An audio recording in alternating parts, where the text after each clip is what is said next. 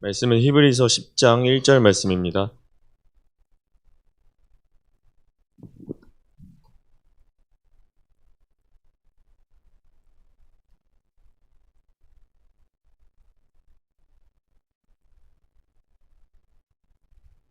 다 찾으신 줄 믿고 다 같이 합독하시겠습니다. 율법은 장차 올 좋은 일의 그림자일 뿐이요 참 형상이 아니므로 해마다 늘 드리는 같은 제사로는 나아오는 자들을 언제나 온전하게 할 수 없느니라. 아멘. 기도드리시겠습니다. 하나님 감사합니다. 하나님의 사랑은 너무나도 위대하여서 내가 알게 모르게 이미 나는 주님의 사랑에 자연스럽게 끌려가고 있습니다.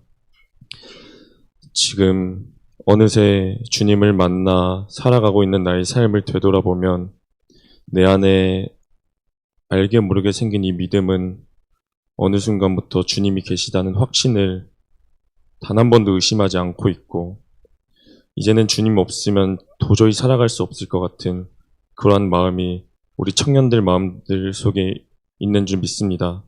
그 모든 것 다 주님의 사랑 덕분인 줄 믿습니다. 하나님, 우리의 생이 마감하는 그날까지 주님의 사랑에 우리가 끌려가고 나아가고 달려갈 수 있는 자들이 되게 하여 주옵소서. 예수님의 이름으로 기도드립니다. 아멘. 할렐루야. 오늘 히브리서 말씀에 보면 율법은 장차 올 좋은 일의 그림자일 뿐이요. 율법은 그림자라고 했습니다. 그림자가 있다는 뜻은 무언가 형체, 즉 실체가 있기 때문에 그 실체에 의한 그림자가 생겨난다는 뜻이죠. 이 율법은 장차 올 것의 그림자라고 하셨는데 이 그림자를 만들게 한 실체는 바로 무엇이냐? 바로 예수님인 줄 믿습니다. 유대인들은 아주 옛날부터 모세로부터 출애굽하고 나서 그리고 지금까지 매년 이 성경책에 나와 있는 절기들을 다 지키고 그리고 이 성경책의 구약시대에 있는 말씀들을 이루기 위해 제3성전을 다시 지으려고 합니다. 근데 아무리 제3성전을 지으면 무엇합니까? 그때 있던 언약궤도 온전히 남아있지 않고 모든 것이 다 불타 없어져 있는데 껍데기가 생긴다고 해서 그 안에 중심이 생기는 것은 아니죠. 그들이 지키는 이 율법, 절기, 그 속에는 하나님의 놀라운 진리가 숨어 있을 줄 믿습니다. 우리가 이제 추석을 앞두고 있는데 그 추석을 두고 제가 노리고 한 것은 아니었지만 영시예배 설교를 준비하면서 절기에 관해서 한번 준비를 했었습니다. 오순절 날과 칠칠절 날에 관해서 얘기를 했었는데 생각보다 그 개념이 어렵기도 하고 저도 신앙생활 오래 해놓고는 한 번도 공부해 본 적도 없고 그래서 이 절기에 관해서 한번 공부를 해야겠다 이 마음을 먹고 공부를 막 하는데 이 6월절 하나에도 숨겨져 있는 하나님의 비밀이 어마어마하다는 것을 알았습니다. 제 글씨체가 악필이지만 한번 적어가면서 해보겠습니다.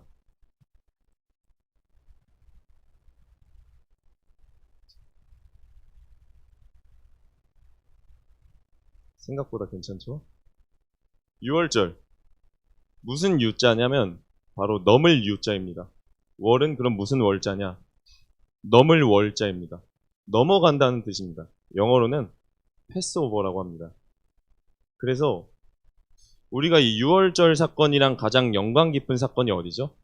출애굽의 10가지 재앙 마지막 장자의 죽음 사건입니다.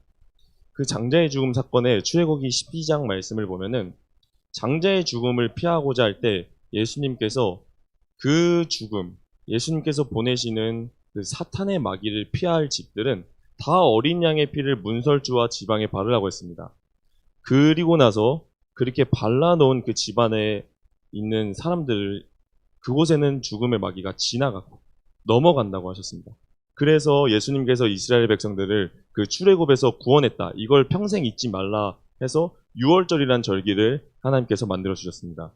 하나님께서 이스라엘 남자 백성들에게 3가지 절기를 지키라고 하셨습니다. 바로 첫 번째가 무교절. 이게 바로 6월절이고요. 두 번째가 칠칠절입니다. 그리고 세 번째가 수장절입니다. 자, 그럼 이 칠칠절은 무엇과 연관이 있느냐? 바로 우리가 공부했었던 오순절, 동시에 맥추절, 다 같은 뜻이라고 생각을 하면 됩니다. 그리고 이 수장절은 초막절과 관련이 있고, 이 초막은 지프로 만들었다 해서 초막절이고, 초막절과 같은 이때가 나팔절, 즉 대속제일. 대충 이렇게 큰 맥락은 이 세 가지라고 생각을 하시면 됩니다. 이 세 가지인데 오늘은 바로 첫 번째 이 6월절에 관해서 한번 공부를 해보려고 합니다. 자, 출애굽기 12장 3절 말씀 한번 다 같이 찾아보겠습니다. 출애굽기 12장 3절 말씀.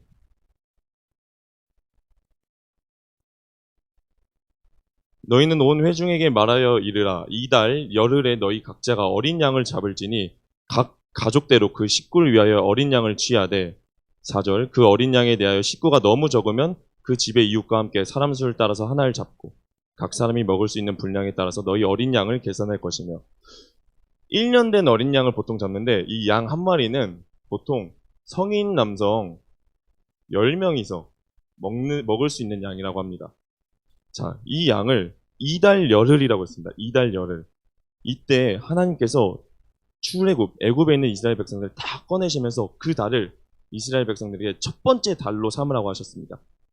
그래서 이스라엘 백성은 우리나라처럼 양력으로 하지 않고 월력으로 하는데 그 월력의 첫 번째 달을 바로 아비벌이라고도 하고 이걸 니산월이라고 부르기도 합니다. 아람어고 헬라어 차이입니다. 그래서 이 니산월 10일, 열흘, 우리가 이 숫자를 눈여겨볼 것인데요. 자, 앞에 10잘 짚고 9, 11, 12, 13, 14, 15, 16. 자, 이달 어린 양을 잡으라고 했습니다. 근데 우리가 다 아는 유대인의 시간은 아침부터 밤까지가 아니라 저녁부터 저녁까지죠. 자, 저녁부터 저녁까지. 저녁부터 저녁까지입니다. 쉽게. 그러니까 이때가 저녁 6시. 저녁 6시부터 밤 12시 가고 그 다음날 저녁 6시까지. 되는 게 이렇게가 하루입니다. 이렇게가 하루. 자, 이날 하나님께서 어린 양을 잡으라고 했습니다. 어린 양. 자, 어린 양 이렇게 한번 그려볼게요. 어린 양을 이렇게 잡으라고 하셨어요. 그리고 나서 그 다음 12장 5절 말씀에 보면은 너희 어린 양은 흠없고 1년 된 수컷으로 하되. 자, 1년 된 양으로 하라고 했고 12장 6절 말씀 한번 보시면 이달 열 나흔 날까지 간직하였다가 해질 때에 이스라엘 회중이 그 양을 잡고 열 나흔 날까지 간직했다가 이 해질 때 14일 저녁 6시부터 시작이 되고 다음날 15일 저녁 6시 이때 이 시간대 양을 잡으라고 하셨습니다. 이 14일 날. 그러면은 총 나흘을 하나님께서 어린 양을 잡고 있으라고 합니다. 근데 이 어린 양은 흠없는 어린 양이라고 했습니다.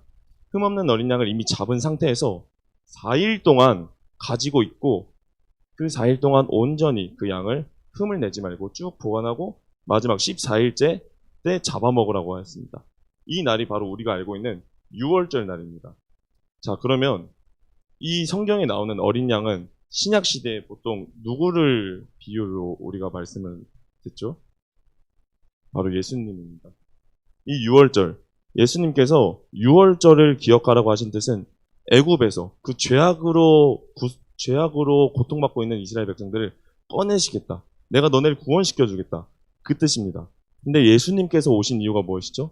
이 세상에서 죄악으로 굴복당하고 죽을 수밖에 없는 우리 사람들을 구원시켜주겠다.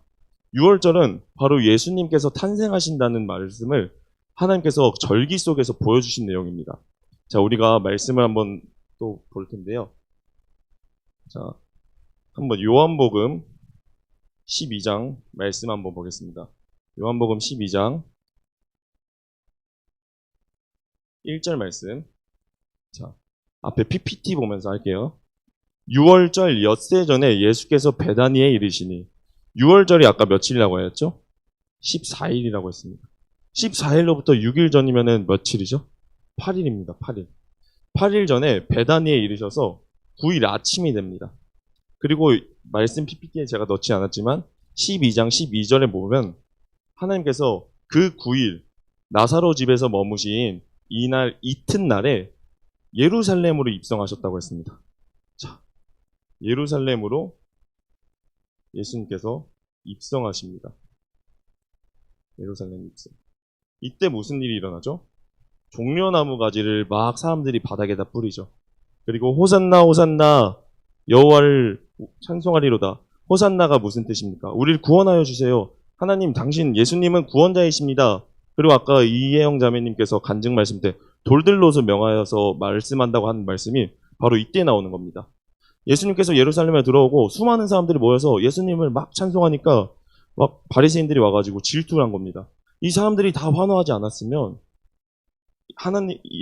사람들이 다 환호하지 않았으면 이런 아무 소리도 없었을 것이다 했을 때 예수님이 사람들이 환호하지 않더라도 이 돌들로라도 날 찬송하게끔 할 것이었다 라고 하신 말씀이 바로 이때 일어난 일입니다. 이때가 바로 우리가 14일 날 예수님께서 돌아가신 이 날을 금요일이라고 흔히 알고 있습니다. 저녁 6시부터 저녁 6시니까 우리의 시간은 밤 12시. 이렇게가 하루가 맞죠? 우리가 보통 계산하는 시간은. 그래서 이날 돌아가셔서 이날 이렇게가 금요일입니다. 금요일. 자, 그러면은 금, 목, 화, 수, 화, 월.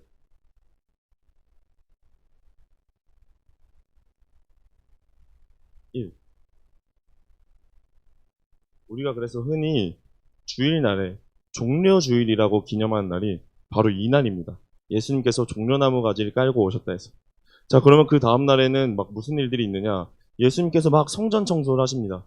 성전을 엎으시고 성전에서 누가 그렇게 장사를 하느냐 이러고 여기서는 달란트 비유도 하시고 열처녀 비유도 하고 우리가 다 아는 내용들이죠. 이 모든 설교가 보통 다 이 예수님의 고난 주간, 예수님께서 예루살렘에 입성하셨을 때 일어나는 일들입니다. 자, 그리고 화, 수, 목. 이때가 바로 6월절이죠. 이 목요일 날 저녁 6시 이쯤에 드디어 예수님께서 최후의 만찬을 가지십니다. 이 최후의 만찬을 가지시고 이때 예수님께서 가룟 유다에게 말씀하시죠. 너가 날 팔지어다. 이 앞에 최후의 만찬 그림이 딱 나와 있습니다. 이때 예수님께서 가룟 유다에게 너가 날 팔 것이다 라고 하자 가룟 유다가 그 말을 듣고 회개하는 것이 아니라 바로 나갑니다. 그리고 나서 이 밤 시간에 무슨 일이 일어나냐? 우리가 잘 알던 겟세마네 동산에 올라가셔서 땀방울이 핏방울이 될 때까지 기도하시고 그리고 그 새벽에 붙잡히셔서 예수님께서 가장 억울하신 재판, 가장 불공평하고 그런 재판을 쭉 겪으십니다. 빌라도에게도 가고 헤롯에게도 가고 빌라도가 마지막에 예수님의 죄를 계속 찾아봤는데 그때 한 말씀이 바로 이 말입니다. 내가 이 사람의 죄를 찾으려고 봤으나 아무런 흠도 그에게서 발견하지 못하였도다. 자, 어린 양. 예수님께서 예루살렘에 오시고 나서 4일 동안 예루살렘에서 유대인들 위해 쭉 설교를 하십니다. 그리고 돌아가시기 전 빌라도의 입에서 나온 말이 내가 이 사람에게서 아무런 흠을 찾지 못하였도다. 그것은 바로 6월절에 제물로 바치던 흠없는 어린 양을 뜻하는 거였습니다. 그래서 예수님께서 흠없는 어린 양이라는 사실을 타인의 입을 통해서 그것도 예수님을 죽이는 그 사람의 입에서 나오게끔 하나님께서는 역사를 하셨습니다. 그리고 나서 이 14일에 오후 3시쯤에 되는 시간에 예수님께서 돌아가십니다. 아침 9시에 예수님께서는 십자가에 못 박히셨습니다. 그리고 아침 9시부터 약 6시간 동안 십자가에서 계속 매달려 계셨어요. 십자가의 형벌 우리가 잘 알고 있죠. 계속 매달리니까 어깨에 이 근육들이 쫙 끊어지고 우리가 숨을 쉬려면은 버텨서 일어나서 이 횡격막이 들숨을 일으켜야 되는데 어깨가 이렇게 빠지니까 다리 힘으로밖에 일어나지 못하는 거예요. 다리 힘으로 일어나서 겨우 숨을 들이마시고 다시 버티고. 그래서 그 당시에 십자가 형벌이 가장 큰 심각한 형벌이었다는 게 기록에 따르면 7일 동안이나 십자가에 매달려 있던 사람이 있었다고 합니다. 근데 예수님께서는 이 시간 동안 그 모든 태형을 다 맞으시고 채찍질도 다 맞으시고 그렇게 십자가에 매달리신 거예요. 근데 그 다음 날은 금요일 다음에 여기가 이제 무슨 요일이죠? 토요일. 토요일이 우리가 목요일 날에 배웠듯이 무슨 날입니까? 안식일. 토요일은 안식일입니다. 이때는 사람을 죽여서도 안 되고 아무런 일도 못 하니까 이전에 빨리 예수님이 죽어야 됩니다. 이전에 예수님이 빨리 죽어야 돼서 그 대제사장들과 그 사람들이 말해요. 저 사람들, 예수님과 그리고 좌우에 달려있는 강도들, 그 강도들 빨리 죽여야 된다. 그리고 이때부터 6월절부터 시작해서 무교절은 6월절 이후에 7일 동안의 기간을 말하는 것입니다. 6월절부터 무교절, 대행사가 일어나는 기간인데 그때 이 십자가에 매달린 이 저주스러운 사건을 계속해서 간직할 수가 없다. 가서 다리를 부러뜨려라 해서 예수님 양 옆에 있는 강도들의 다리를 부러뜨립니다.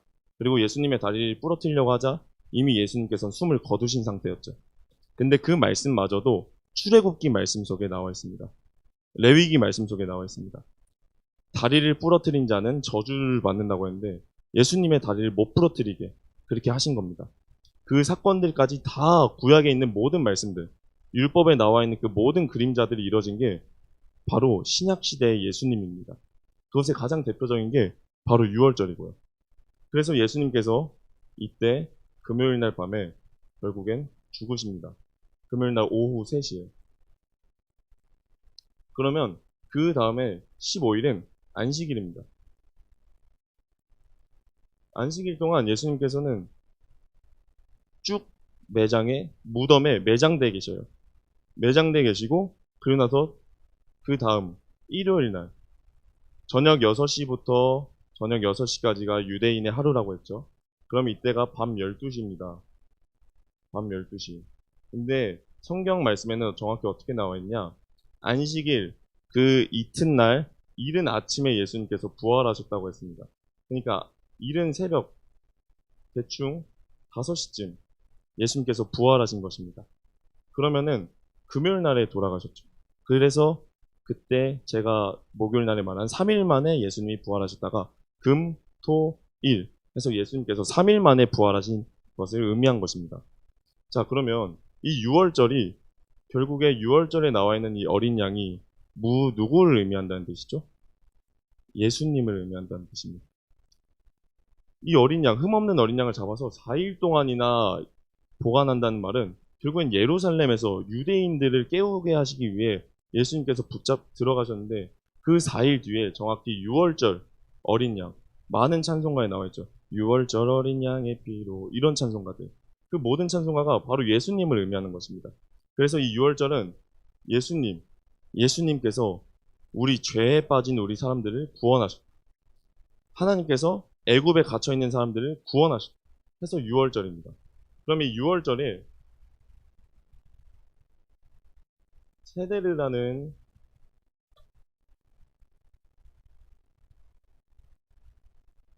세데르라는 식사 예절이 있습니다. 그리고 하가다라고 불리는 이야기. 세데르 하가다라는 6월절의 문화가 있습니다. 이스라엘 백성들이 지금까지 2021년까지도 지키고 있는 게 이 6월절 속에 세데르 하가다라는 문화입니다. 근데 이 사람들은 아이러니하게도 이 6월절 문화를 아직까지도 지키기 위해 1년에 이 3번 이스라엘 남자들은 다 여호와의 성전 앞에 모여서 이것을 지켜야 된다라는 이 말씀을 지키기 위해 아직까지도 먼 해외에 있는 사람도 6월절이면 다 찾아오는데 이 세데르 하가다라는 문화도 다 지키는데 이 문화와 이 절기 속에 숨겨져 있는 메시아이신 예수님은 그들은 아직도 못 알아보고 있습니다. 이 세데르 하가다에서는 총 포도주를 4잔을 마십니다. 그리고 각종 음식을 먹는데 무슨 음식을 먹느냐? 레위기 말씀입니다. 자,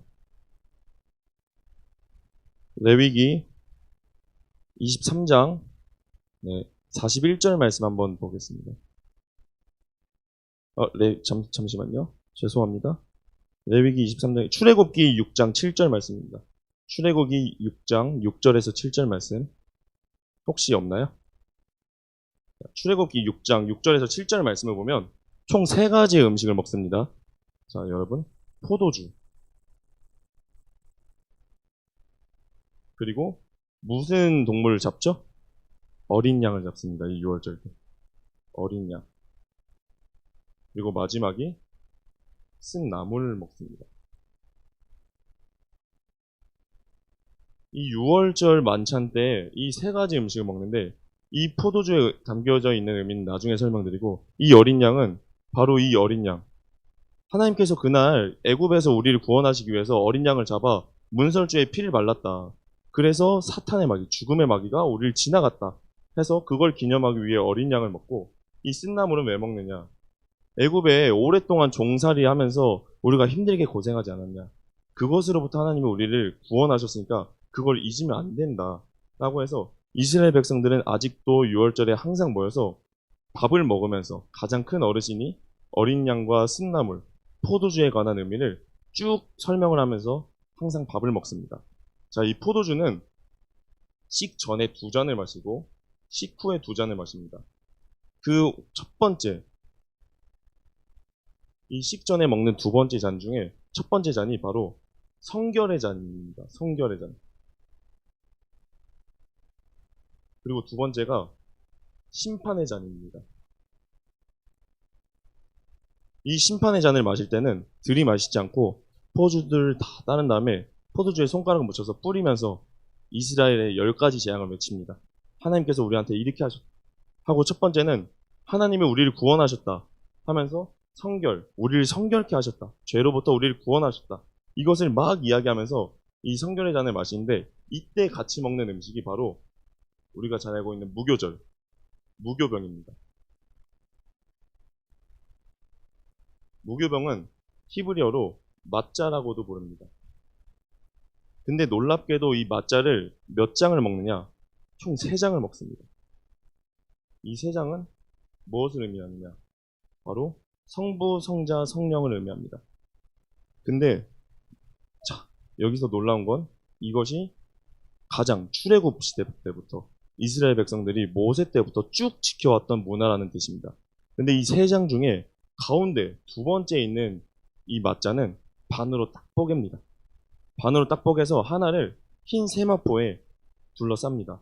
그리고 밥 먹기 전에 다 같이 수다를 떨면서 이것을 먹고 마시고 있을 때 집에서 가장 큰 어른이 그것을 집안에 숨깁니다. 그리고 숨기고 아이들에게 식사를 하고 나서 찾아오라고 합니다. 3번째, 4번째 잔을 마시는 동안 아이들은 그 숨겨진 반쪽의 맞자를 찾으려고 막 돌아다닙니다. 그러고 나서 그걸 찾아오면은 마지막 3번째, 4번째 잔을 마실 때 그것을 먹고 떼어 같이 나눠 먹습니다. 그 맞자로 인해서 생겨난 문화가 지금의 바로 성만찬입니다. 우리가 첫 주에 포도주와 떡을 떼던 게 바로 그것으로부터 유래됐던 문화입니다. 근데 이 2번째, 이 맞자가 바로 무엇을 얘기하느냐? 바로 예수님을 의미합니다. 성경에는 정확하게 이 성결의 잔, 포도주 잔을 마실 때의 부분이 묘사되어 있습니다. 그리고 누가복음 말씀에 보면 예수님께서 포도주와 그리고 떡을 떼어 먹고 마시면서 그때 제자들에게 말합니다. 나는 더 이상 포도나무에서 맺혀지는 포도로 된 포도주를 마시지 않을 것이다. 그 말을 들었을 때 제자들은 무슨 소리지? 하고 있었는데 그 뜻은 바로 예수님께서 그날 돌아가실 걸 예견하셨던 겁니다. 그래서 다시는 이 세상에서 난 포도주를 안 마실 거야 했던데 이 모든 게 바로 6월절 문화입니다. 6월절 문화. 놀랍게도 아직까지 하고 있는 이 이스라엘 백성들은 이 2번째 맞자가 의미하는 예수님을 아직도 모르고 있어요. 그리고 우리가 계속 그들이 먹는 이 어린 양이 누굴 뜻하는지도 아직도 모르고 있습니다. 하나님께서는 태초부터 언약과 절기를 맺으실 때 이것을 다 계획하셨던 겁니다. 신구약 중간에 있는 400년, 그리고 그 전에 1000년 전, 2000년 전부터 했었던 출애굽 때부터 쭉 시간이 흘러와 그 예수님이 정확하게 33살 되시던 해 6월절 예루살렘으로 입성하셨고 예루살렘에서 이렇게 쭉 사역을 하시고 바로 돌아가십니다. 그리고 바로 이날 부활하시죠. 자, 여기까지가 첫 번째 6월절에 관한 내용이었고, 바로 두 번째 이 77절, 오순절, 맥추절, 이것은 무엇이냐? 맥추절의 가장 첫 번째로 드리는 날을 초실절이라고 합니다. 이 초실절에는 보리를 보통 하나님 앞에 드립니다. 이스라엘 백성들이 1년 중에 가장 첫 번째로 재배한 곡식의 첫 단을 하나님 앞에 갖고 와서 드리라고 합니다. 출애굽기 말씀입니다. 출애굽기 23장 말씀 한번 보겠습니다. 23장 14절. 너는 매년 3번 내게 절기를 지킬지니라.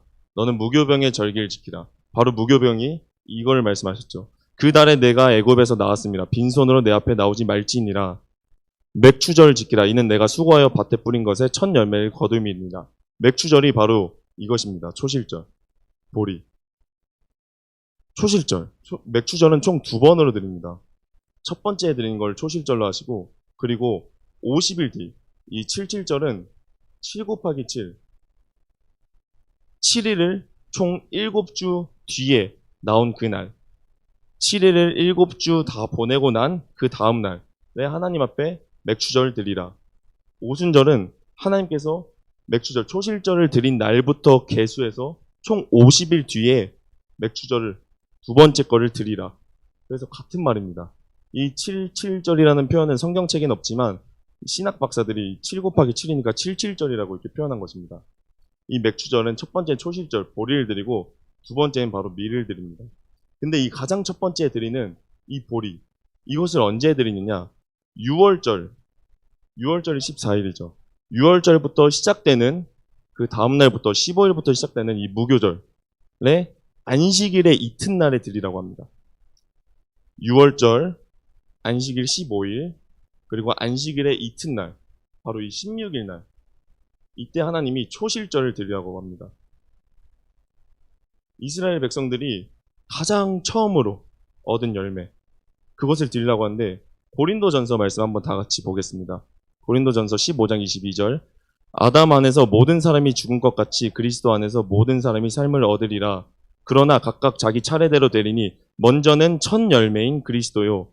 다음에는 그가 강림하실 때 그리스도에게 속한 자요. 그 후에는 마지막이니 그가 모든 통치와 모든 권세와 능력을 멸하시고 나라를 아버지 하나님께 바칠 때라. 23절 말씀에 보면 그리스도를 무엇이라고 표현하죠? 첫 열매라고 표현합니다. 하나님께서 첫 열매를 이스라엘 백성들에게 바치려고 했습니다. 이때 대부분 이스라엘 백성들이 수확하는 것이 보리여서 우리가 한국어로 번역할 때 맥추절이라고 번역을 한 것입니다. 근데 이 맥추절, 이것을 안식일 다음 날에 드리라고 합니다. 근데 이 16일 사이에 무슨 일이 일어나죠? 예수님의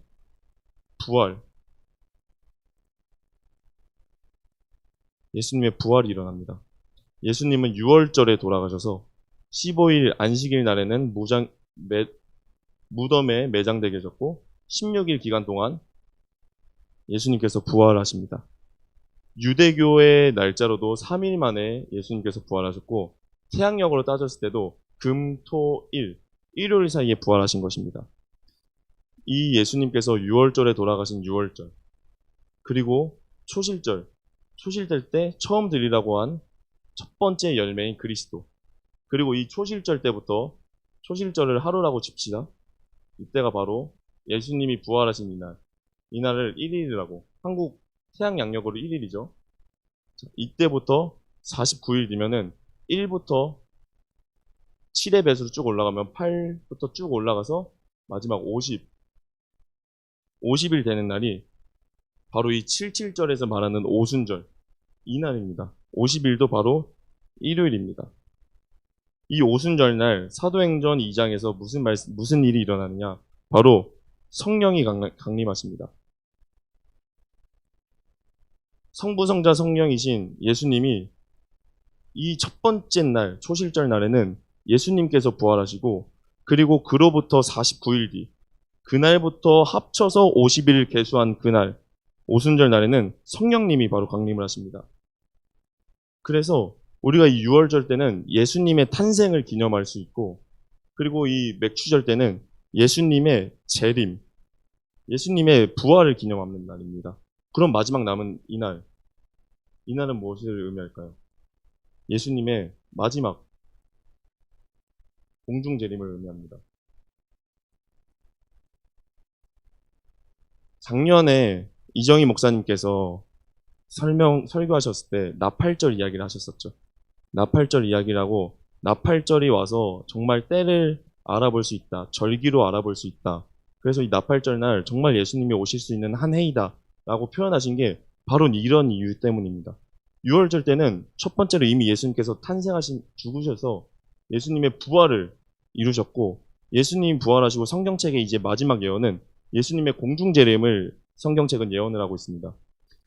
우리가 태양력을 따르고 그리고 율법과 절기를 반드시 따를 필요는 없겠죠. 왜냐하면 아까 우리가 히브리서 10장 1절 말씀을 읽었듯이 율법은 그림자입니다.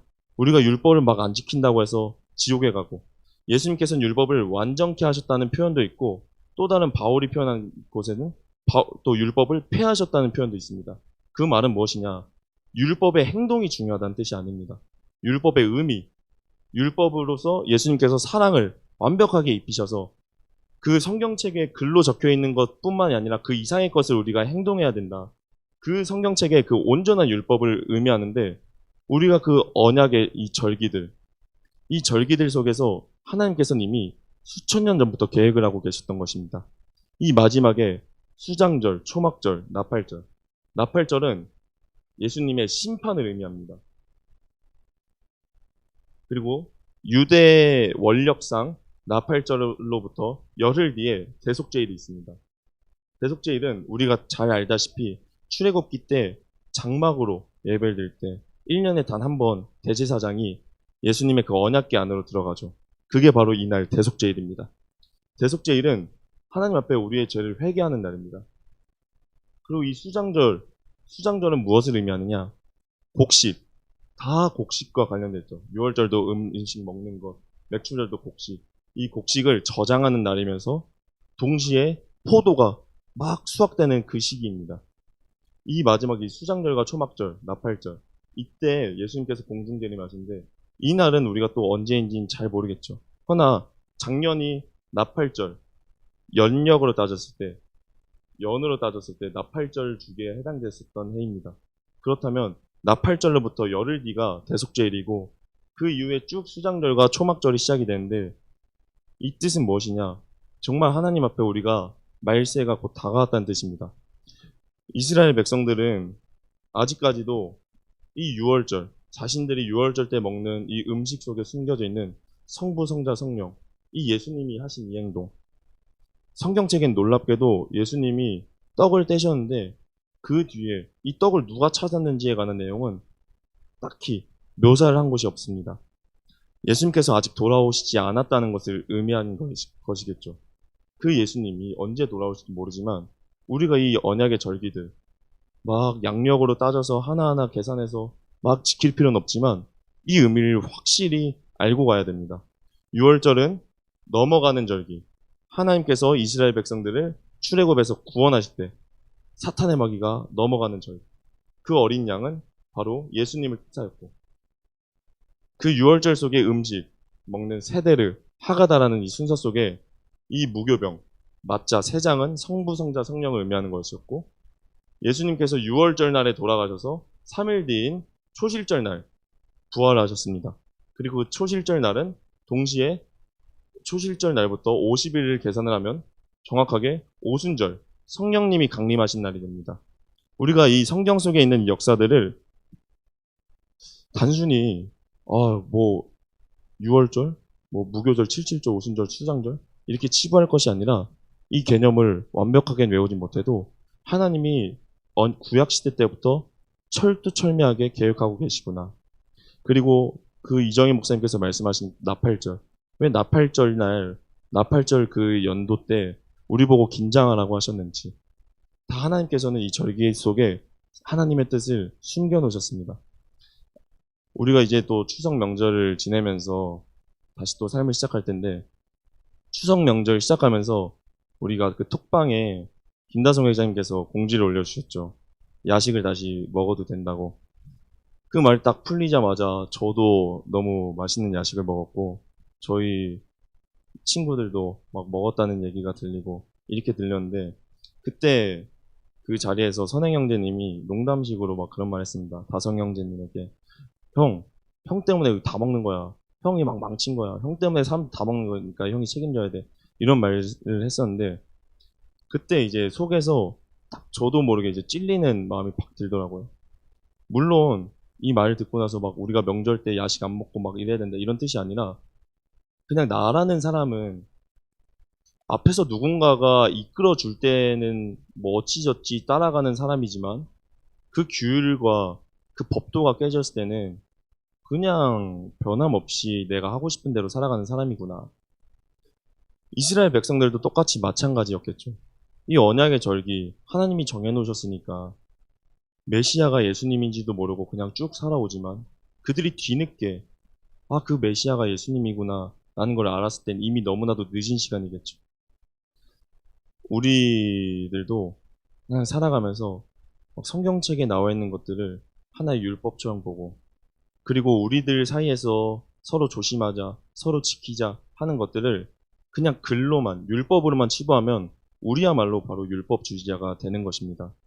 그냥 하나님 앞에 살아가면서 그 기본적인 율법들도 다 지켜가면서, 그리고 동시에 예수님이 이 땅에 오신 이유, 율법 위에 사랑을 얹으셔서 단순히 글로 적혀 있는 대로만 행동하는 게 아니라 그 이상을 우리에게 발휘하라고 말씀하셨던 것처럼 그 놀라운 역사를 우리 청년부들이 이뤄내길 이 시간 간절히 축복합니다. 기도드리겠습니다.